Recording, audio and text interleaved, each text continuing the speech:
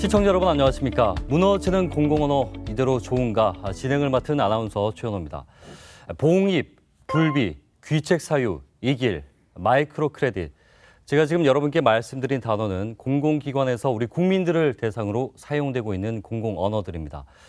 한 번에 이해가 쉽지 않은 단어들이죠. 이렇게 어려운 공공언어 때문에 1년에 발생하고 있는 경제적 손실이 284억 원에 이른다는 조사 결과도 있습니다. 상황이 이런데도 이 공공언어들 여전히 국민들에게 낯설고 어려운 것들이 많습니다. 그래서 오늘은 공공언어에 대해서 진단을 해보고 더 나은 방향에 대해서 토론해보는 시간 마련했습니다. 두 분의 패널 소개해드리겠습니다. 먼저 안태영 동아대학교 기초교양대학 교수 어서 오십시오. 네, 안녕하십니까? 네, 안태영입니다. 자, 그리고 우리 공공언어에 대해서 심층 취재를 하고 있는 분입니다. KBS 부산 보도국 이슬 기자. 네, 어서 오십시오. 안녕하세요. 이슬입니다. 네, 두 분 고맙습니다. 무너지는 공공언어 이대로 좋은가? 오늘 이 두 분과 함께 실태와 문제점 또 해법에 대해서 얘기를 나눠보도록 하겠습니다. 자, 먼저 안태영 교수님, 공공언어라는 것이 사실 우리가 뭐 일상 언어와 뭔가 좀 다른가, 좀 낯설게 느껴질 수도 있습니다. 어떤 것인지 먼저 정의에 대해서 말씀 좀 해주시죠. 네, 공공언어에 대한 정의는 사전에는 아직 없는 단어입니다. 단어인데 일반적으로 저희들이 사용하는 것은 공공기관에서 국민을 대상으로 사용하는 언어를 네. 공공언어라고 이야기를 할 수 있습니다. 그래서 공공기관에서 해당 업무자가 일반 국민을 대상으로 공익의 목적을 위해서 사용하는 언어. 그래서 좁게는 생산 주체가 공공기관이고 네. 그 대상은 국민이고, 넓게 확대를 해석해 보면은 굳이 공공기관뿐 아니라 개인이 생산하더라도 예. 일반적인 국민을 대상으로 다수의 국민이 읽을 수 있는, 접할 수 있는 그런 언어를 공공언어다라고 이야기할 수 있습니다. 그러니까 언어 자체가 공공성을 띈다면 그것들은 다 공공언어라고 볼 수가 있겠군요. 그렇죠. 예.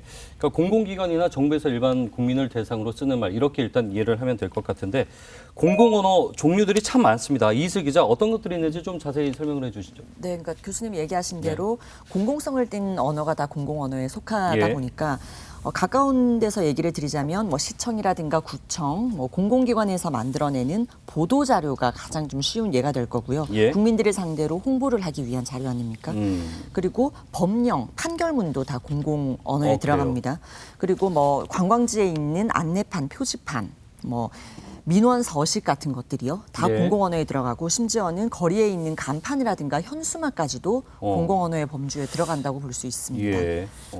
그러니까 사실은 뭔가 거대한 이런 것들이 아니고 늘 우리가 접하는 단어들, 그렇죠? 늘 그렇죠. 접하고 국민들이 보고 듣고 하는 것들 다 공공언어로 볼 수가 있습니다. 개인적으로 예. 문자 메시지로 나누는 대화 정도가 아닌 이게 그냥 누구나 지나가면서 눈으로 볼 수 있는 단어, 모두가 언어라면 보는 거다. 그렇죠. 그러면은 그거는 예. 다 공공언어로 볼 수 있는 거죠. 자, 그래요. 이제 어떤 건지 대충 감이 옵니다. 근데 공공언어가 무너지고 있다라고 얘기를 하고 있는데 자, 이슬 기자가 이 공공언어의 문제점에 대해서 심각하게 고민하게 된 계기가 있다고 들었어요. 네. 뭐 심각하게 고민을 하게 된 계기라기보다는 네. 저희는 이제 뉴스를 만들고 기사를 쓰다 보니까 자주 어떤 그 방송 문장 단어에 대해서 고민을 하게 되는 일은 자주 있습니다. 거의 매일 기사를 쓸 예. 때마다 이제 그런 고민들은 하는데요. 몇 년 됐는데 몇 년 전에 저희 보도국으로 제보 전화가 한 통 걸려왔습니다. 이 50대에서 60대로 추정이 되는 남성분이셨는데 네. 뉴스를 KBS 이제 부산 뉴스를 보다가 이해가 안 되는 단어가 있어서 무슨 내용인지 모르겠는 단어가 있어서 몇 가지 좀 질문을 하려고 전화를 걸었다. 뉴스를 보다가 예, 그러면서 단어 뜻을 물어보시려고 전화를 네. 하셨는데 그 전화를 우연찮게 제가 받게 된 거예요. 그래서 그분이 물어보신 단어가 첫 번째 단어가 뭐였냐면 바우처였어요. 그때 당시에 바우처라는 단어가 막 이제 되게 회자가 많이 될 때였어요. 그러니까 바우처라는 단어는 뭐 아나운서님이나 저기 교수님이나 저나 좀 알 수는 있겠지만 고등학교 교육까지 마친 사람이라 하더라도 바우처가 뭔지는 모르는 사람들이 충분히 있을 수 있다고 저는 왜냐하면 생각을. 바우처가 쓰일 때도 용어가 그때그때마다 다른 게 좀 있거든요. 그렇죠. 맥락상 다르게 그럼요. 해석이 되는 예. 거죠. 그래서 바우처가 뭔지 물어보셔서 제가 어떤 복지 제도의 하나인데 좀 쿠폰처럼 좀 어려운 형편이 어려운 분들이 쓸 수 있도록 좀 무료로 어떻게 좀 혜택을 주는 제도입니다. 예. 이렇게 말씀을 드렸고 그다음 물어보신 게 인프라라는 단어를 물어보셨어요. 인프라를 구축한다라고 하는데 그게 뭡니까? 물어보실만 한 거예요. 그렇죠. 그래서 제가 그건 어떤 기반 시설을 뜻하는 겁니다, 선생님. 네. 그리고 마지막으로 그날은 세 개를 물어보셨는데 마지막으로 물어보신 게 MOU였어요. MOU가 뭐 영어로 나오는 거예요. MOU. 지금 심지어 풀어서 얘기하려고 하면 헷갈립니다. 지금도. 지금 맞아요. 저도 제가 영어를 전공을 했지만 네. MOU가 영어로 뭐냐 물으면은 언뜻 생각이 안 나거든요. 그래서 제가 업무 협약을 네. 얘기하는 겁니다라고 했더니 제가 그 대답을 드리면서도 약간 좀 부끄럽고 제가 좀 죄송하고 야 이게 50, 60대 남성이면 사실은 KBS뿐만 아니고 뉴스의 주 시청자 네. 계층이란 말이죠. 그분들이 들으면서 모르고 불편해하고 있는데 제가 좀 놀란 것은 그분이 오히려 죄송해하는 거예요. 자, 교수님. 우리나라 공공 언어의 현실, 뭐 일예로 이제 KBS 보도국의 사례를 들었습니다만 실제 현실이 어떻습니까? 예, 우리나라 공공 언어 같은 경우에 이용자 60% 이상이 어렵다라고 이야기를 많이 했다라는 그런 연구 결과가 있습니다. 실제로 국립국어원에서 공공기관 43개를 대상으로 언어 사용 실태를 한 적이 있습니다. 예. 이때 잘못된 사례들이 꽤 많았습니다. 일례로 이제 소개를 드린다면은 맞춤법이나 띄어쓰기가 잘못된 경우, 예. 그다음에 틀린 낱말을 사용한 경우, 지나치게 어려운 한자를 사용하는 경우, 어려운 한자. 네. 네. 그리고 순화어가 있음에도 불구하고 외래어를 사용하거나 알맞은 우리말이 있음에도 불구하고 외국어를 사용하거나 이런 경우도 많았고 최근 문제가 되는 것은 우리말과 외국어를 무분별하게 조합하는 경우.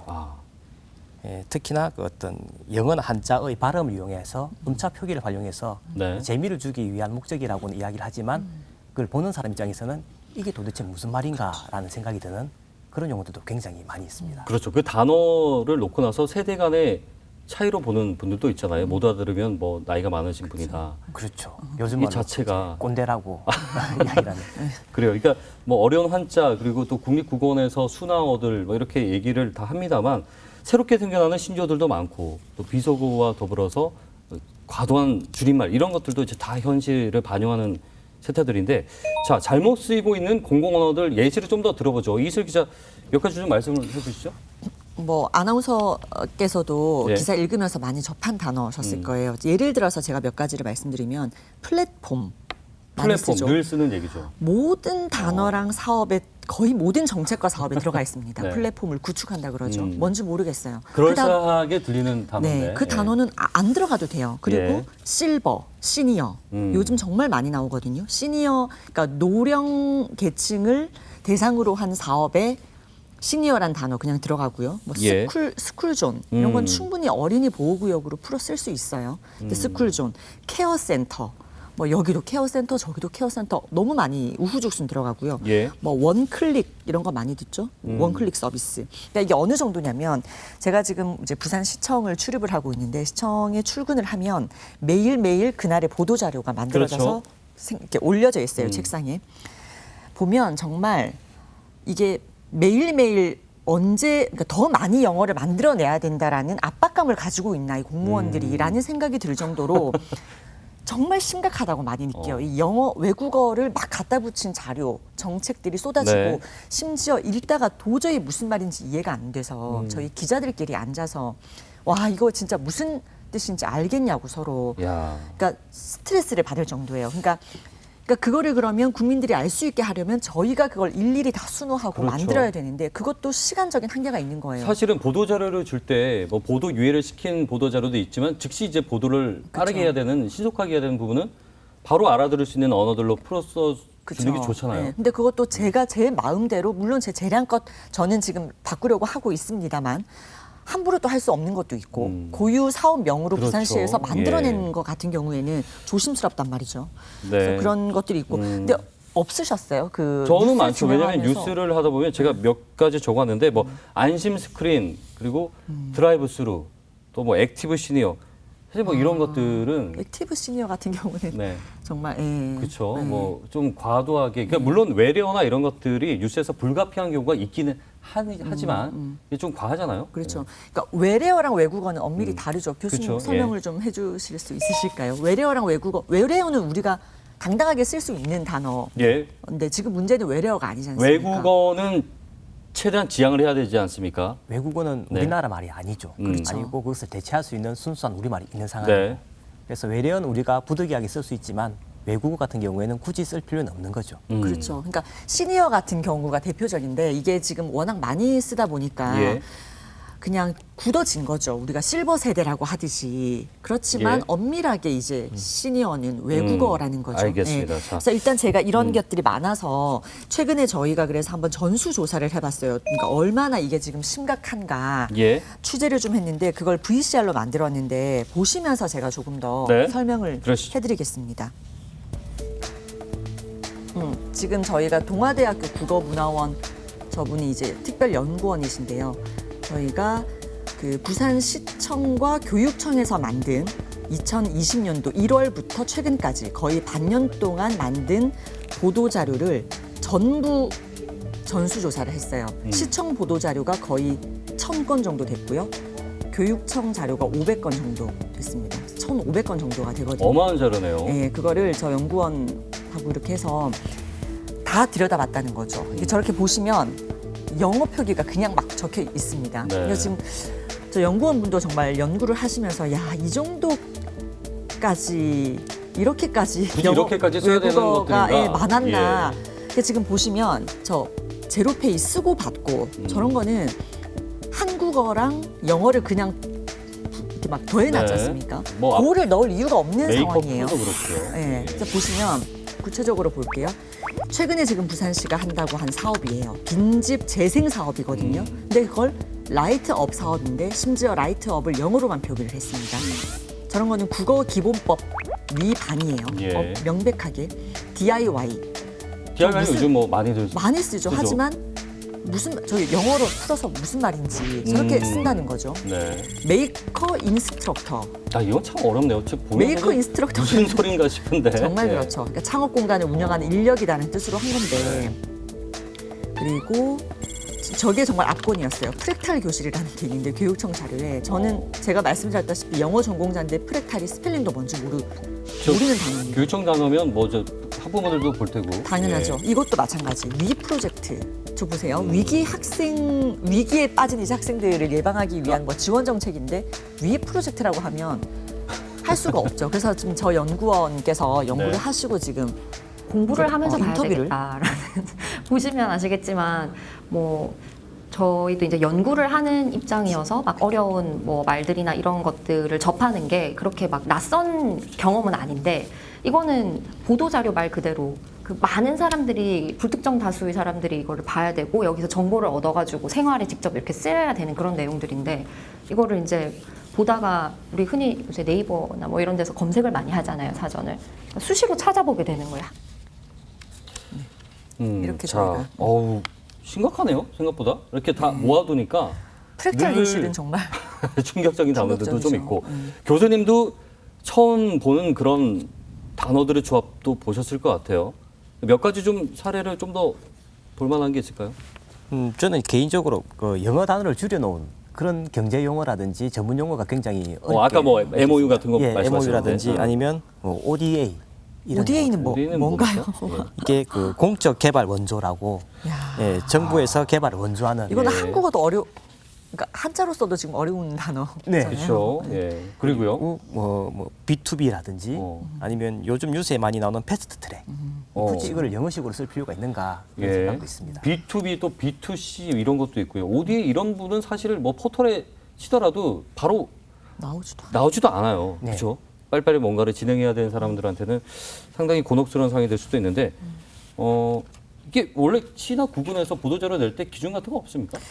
기자들한테. 예, 이렇게 저도 그래서 지침 궁금해서 같은 거. 예, 물어봤어요. 이게 그냥 아무렇게나 만들어낼 수 있는 건가 싶어가지고 이 역할을 하는 책임 이제 공직자, 고위 공직자를 만나가지고 물어봤습니다. 이런 시스템이 없나 물어봤더니 결론만 말씀드리면 그런 건 없었어요. 그러니까 예를 들어서 어떤 특정 부서에서 이 사업을 하고자 하면 주무관이 일단 주도적으로 그 계획을 세우고 어떤 용어도 만들어요. 예. 이런 명으로 이름을 한번 해봐야겠다.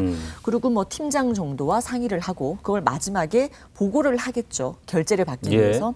그러면 뭐 이게 뭐 예산이 얼마짜리냐, 뭐 어떻게 하는 건데 내용은 묻지만 어떤 그 사업을 위해서 만들어진 언어를 가지고 뭐 토론을 한다거나 논의를 하는 것은 사실은 네. 없다고 봐야 되고, 그러니까 이렇게 단어를 만들면 이해하겠냐, 국민들이 알아듣겠어? 라는 식의 의견 수렴 과정은 없고, 오히려 좀 아까 이렇게 우리가 보듯이 외국어가 좀 들어가고 영어가 들어가면 이거 좀 괜찮네, 있어 보이네. 뭔가 복잡하고 네. 뭔가 생각을 많이 오히려 하니까. 지금 그렇게 네. 잘못 진행되고 있는 거예요. 예. 예. 그 이슬 기자가 실제 보도 자료를 하면서 공공기관의 관계자들 만나잖아요. 이 단어 뭐예요? 이렇게 물으면 뭐라고 합니까? 모르는 경우도 많죠. 자기들도? 본인들도 예. 많습니다. 심지어 뭐 나중에 제가 또 말씀드리겠지만 예. 뭐 한번 물어봤습니다. 이 단어 정확하게 뭘 말씀하시는지 아냐 그랬더니 영어로 표기돼 있었어요. 로마자로 영어로만.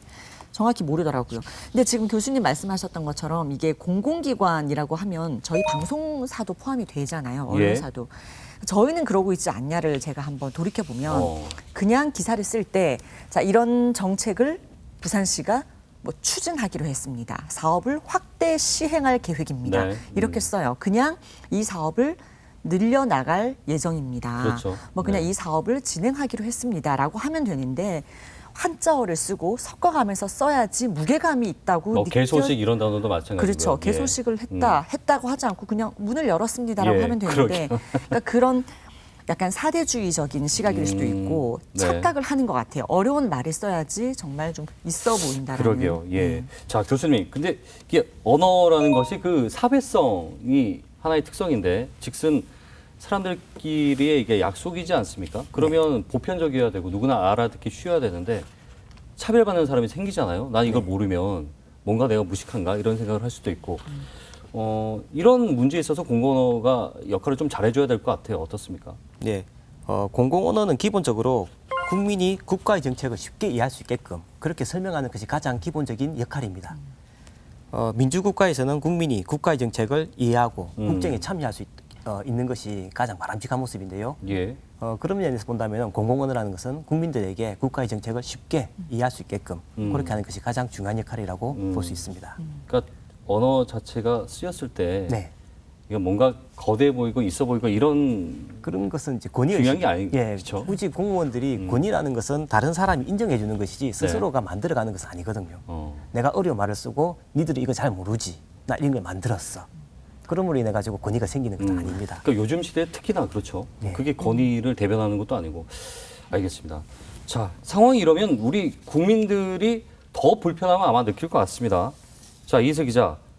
공공언어에 대한 국민들의 생각이 조사된 자료가 좀 있잖아요. 네, 뭐 있는데 2019년도 그러니까 작년 말에 국립국어원에서 국민 1000명 그리고 공무원 100명 정도를 대상으로 예. 140개의 단어를 주고 이 단어를 들으시겠습니까? 라고 물었어요. 확인을 했더니. 예, 했더니 국민들이 모르겠다라고 대답한 단어가 97개, 거의 100개였고 심지어 공무원들도 모르겠다라고 한 게 81개, 80개였습니다.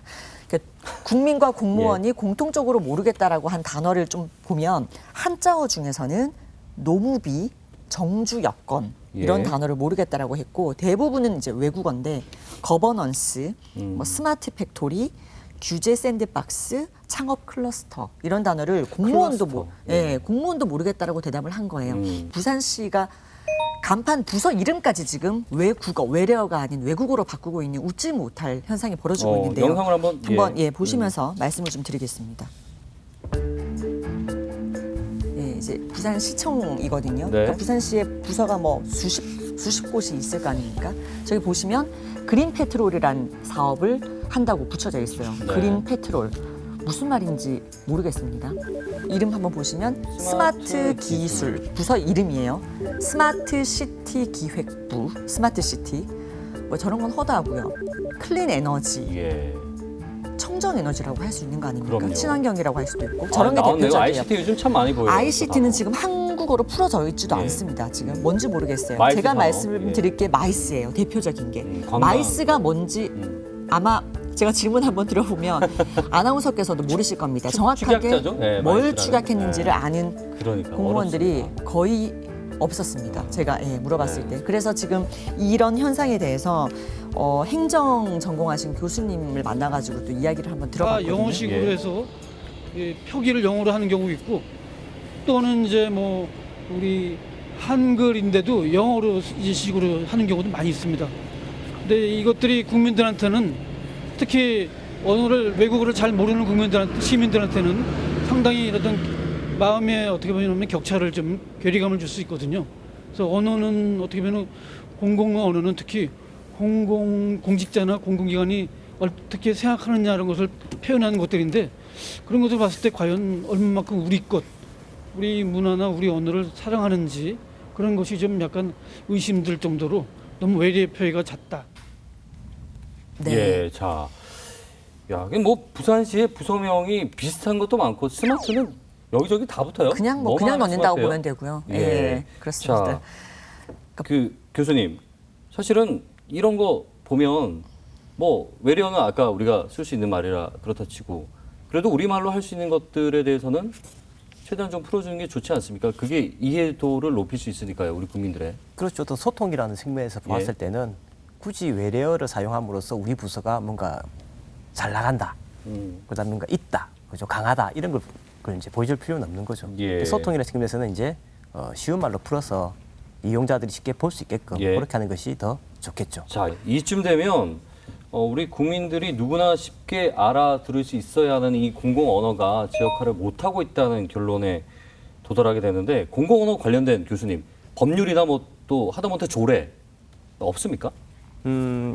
법률 공공 언어를 명시적으로 언급한 법률은 없습니다. 없으나 공공 언어와 관련된 법률은 2005년에 제정된 국어기본법이 있습니다. 예. 국어기본법은 국어의 발전과 보존을 위해서 제정된 법률입니다.